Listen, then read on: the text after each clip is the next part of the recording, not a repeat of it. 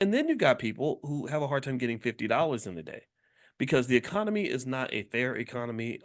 When they talk about wealth distribution, it is like a body distributing water all throughout the body. Wealth distribution is not a thing in the United States. In fact, if you talk about wealth distribution, that what do? They start calling you a communist and or you're a Marxist, you're a socialist, and all that. And they use these terms to stigmatize the idea of sharing the wealth. I don't think there's anything wrong with wealth distribution. I also think I used to accumulate a capital base by working together that can match the capital base of the business owners and the shareholders because they always work together. And people that have capital bases, they tend to move America. Right now, at major universities, you have a lot of people who support Israel. Who have massive capital bases because they spend their time teaching their children to build wealth. They think about this all the time because they see their money as their freedom, their security. They see it as a weapon, it's a shield, it's a sword, it's a knife, it's a gun, it's whatever they need it to be. So they spend all their time sitting around figuring out how to make money and how to keep it in the family. And now what's happened is that they've gone to war. They've gone to economic war to back up the actual war that's happened in the Middle East. They're going to war economically.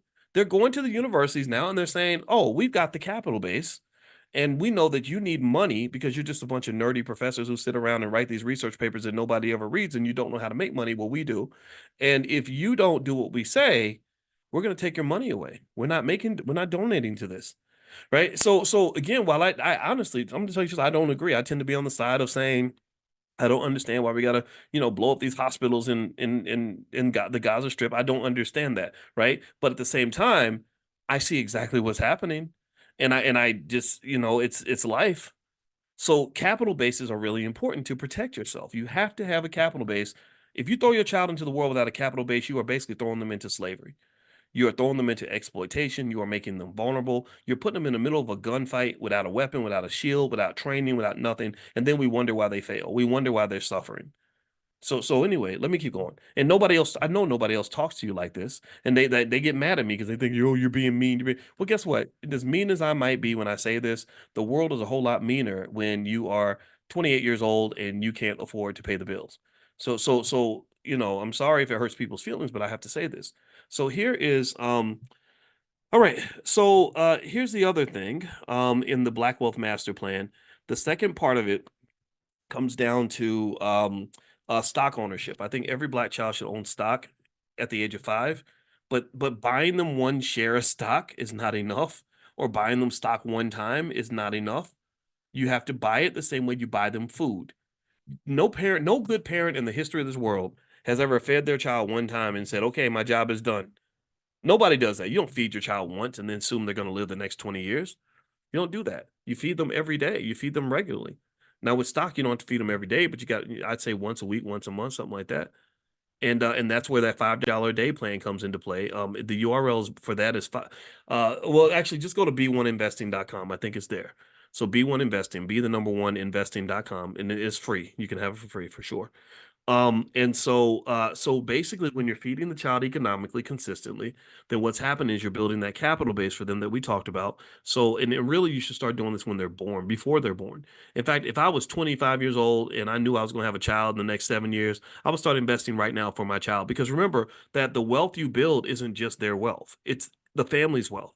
It's the family's wealth. So don't think you're just doing this for other people or you're just doing this for the future. You're doing this for the here and now. Even when you talk about saving and investing for retirement when you're young, I used to think that that was silly because when I was 20, I could not visualize being 65. I was like, there's no motivation for me to save and invest right now if I'm not going to benefit until I'm so old that I feel like I'm about to die. I mean, that's how you feel when you're 20. You're like, why would I do that?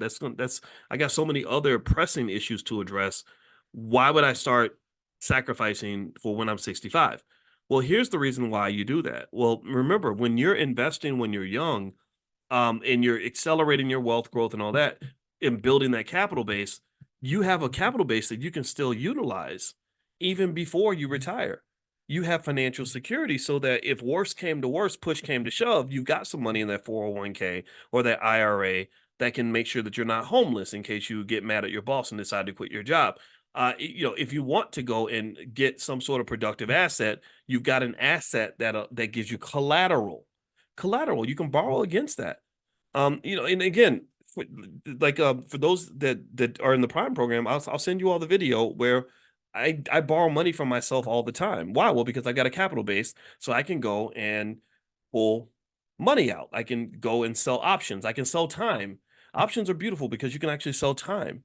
So I can sell an option that expires 2 years from now, get thousands of dollars, and have that money and use that money to go take my wife on a trip if I want to. Right? So you want to have someone investing for that child consistently, just like you're feeding them. You got to do it consistently, every week, every month, whatever. Maybe half the amount you might put into your car note. If you love your child as much as you love your car, then this should be a no-brainer for you. It doesn't mean don't get the car. It just means make sure you feed the child as you're also feeding the car dealer. The car dealer is not more important than your children. I hope we agree on that.